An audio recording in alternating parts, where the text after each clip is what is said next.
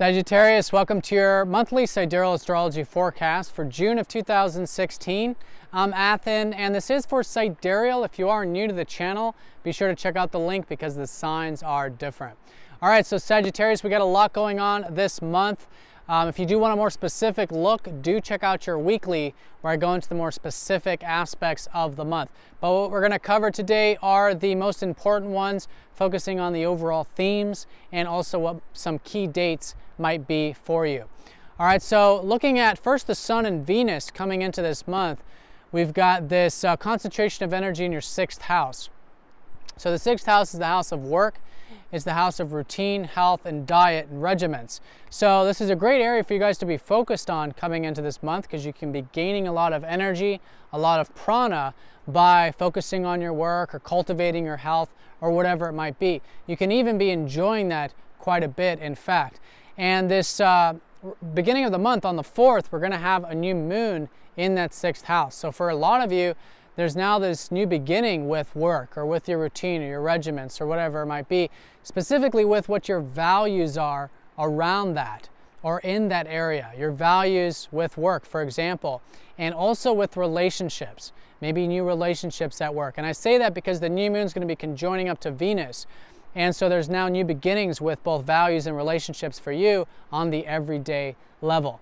Now, one thing I want to say with the new moon is that it is forming a grand cross, which is a challenging aspect, but this is the type of energy where we can really develop ourselves, and it's through these challenges in life that we really grow and evolve spiritually.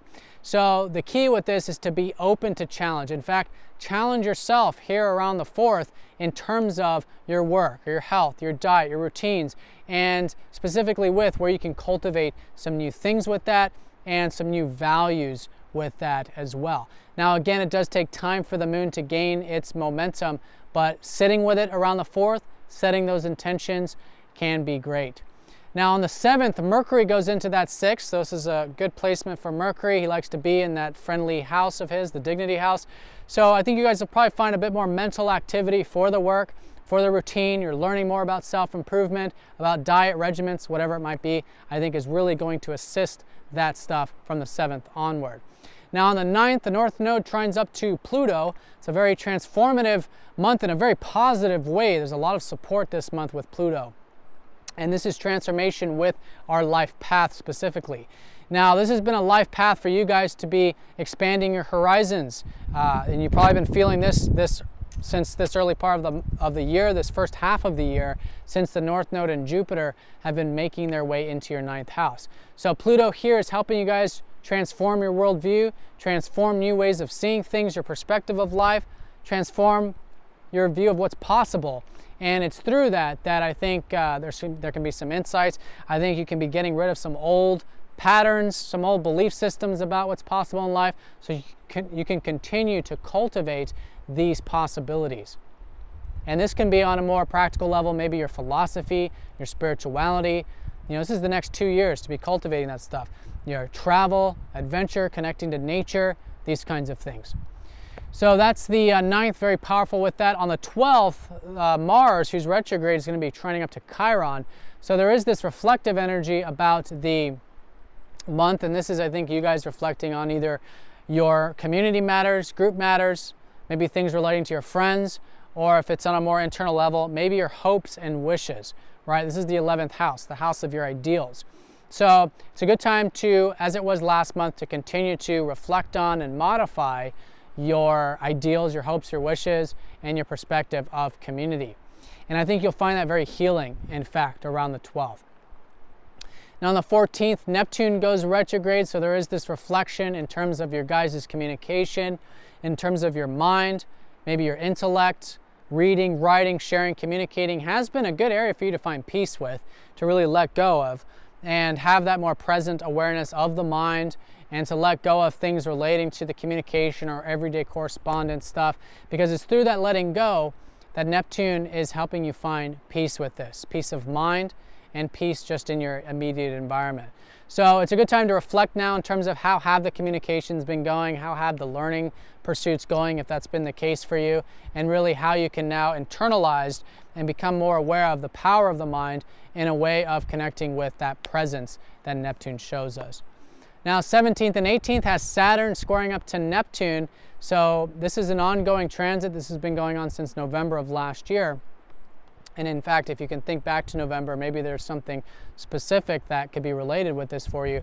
But this has been Saturn really helping you develop your spiritual side. Saturn's been in your 12th house. He is retrograde, so you guys are learning about this, but it's still really good for you to be developing your spiritual side. So what I mean by that is going within, getting your alone time, taking your spiritual time out, seeing where you might have anxieties and fears in life. And Saturn here is helping you become disciplined here, where you can discipline yourself spiritually and realize too that in order to have peace and spiritual progress, we do have to actually do things. We have to build things and structure things in our life to do so. Whether it's our own, if it's meditation, for example, if it's our own discipline to do that, or it could be something specific in your life that you're cultivating involving spirituality.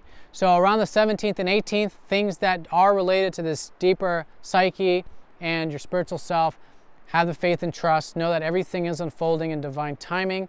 And again, this has been going on since November, so nothing new here, but just see where you can let go of the wanting to have everything figured out. And that can help you find that peace in terms of the fact that this whole life path is shifting you in a direction that you didn't see before. And you're not, and maybe you're feeling it's intuitive, and that's exactly what we want to do with this. But looking back at this later, we're going to look back and see, oh yeah, maybe this was where we thought we were headed, but we had to let go in order to see the new direction, or in order for us to be where we're going to end up. So that's the challenge with that, is to be open to letting go and surrendering, and I think that can be very peaceful. But more importantly, I think you can find the river flow with that and relax in that process and go with the flow. So that's going to be 17th, 18th. Venus is also going to be going into Gemini at this time, followed by the Sun on the 20th.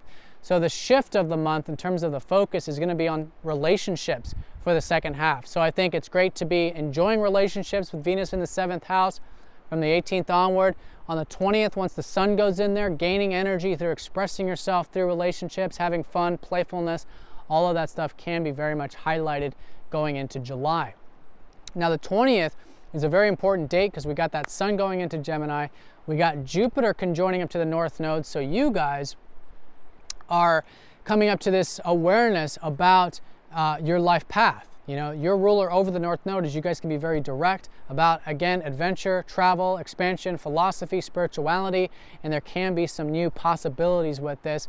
And for many of you too, a new you, right? It's a new time of cultivating your independence in life. So it could be something specific, but all in all, I think around the 20th, there's just some wisdom coming in, and perhaps even some intention coming in about your life purpose and your life direction. Now also on the 20th, that's when we have the full moon. So this is now a culmination of your 12th house and your first. It's going to be right on the cusp between your 12th and your first house. So the key with this is that this is now an awareness of your spiritual self, which is great. There's some insight coming in on an intuitive level, and again, where you can have more of that faith and trust. And then on a personal level, there's an awareness of self. In fact, there's this now shift in terms of what you guys have been cultivating for the past 6 months, relating to yourself when you had the Sun in your first house with your intentions. And so now all that stuff, if it has been anything over the past 6 months, can be coming to the forefront and being cultivated for you. But it's the status check where you can see, okay, what's working with these goals, with these intentions, where you can continue to cultivate them for the next 6 months. So that's the 20th. Then on the 26th, we've got Jupiter trining up to Pluto. So here's very powerful changes for you guys. It's a big month for you Sagittarians with all this Jupiter stuff going on. So with Pluto, it's deep changes with self. I think you guys are probably feeling quite intent, quite deep, quite willing to get rid of old things and make changes with yourself, with who you are, with your self-image, with your confidence, with your independence. And all of this can be very powerful, and again is shifting you into this direction of your 9th house of really seeing what is truly possible in life. Chiron goes retrograde on the 27th for about the next 5 months. So there's this reflection now in terms of your guys' home and family things. It's a good thing to heal with. It's already been a healing thing with Chiron in the 4th. So going within now for the next 5 months and seeing where you can do that inner healing, that acceptance really, in terms of where you might feel wounded regarding either your home, your family, your past, your roots, or maybe even your health. Some of you might be going through a reflection of your healing through your health as well. Then the last major event of the month on the 29th, Mars goes direct. So there's a lot more of this forward-moving momentum going into July relating to that 11th house of yours. So where there was this reflection this month involving your friends or your groups or your ideals, that stuff starts to move forward. And I think going into July, there's a lot of motivation, a lot of drive, and a lot of the things you learned about your ideals and visions for the future can begin to be actualized and put momentum and energy into, as well as perhaps connecting with friends or groups or community.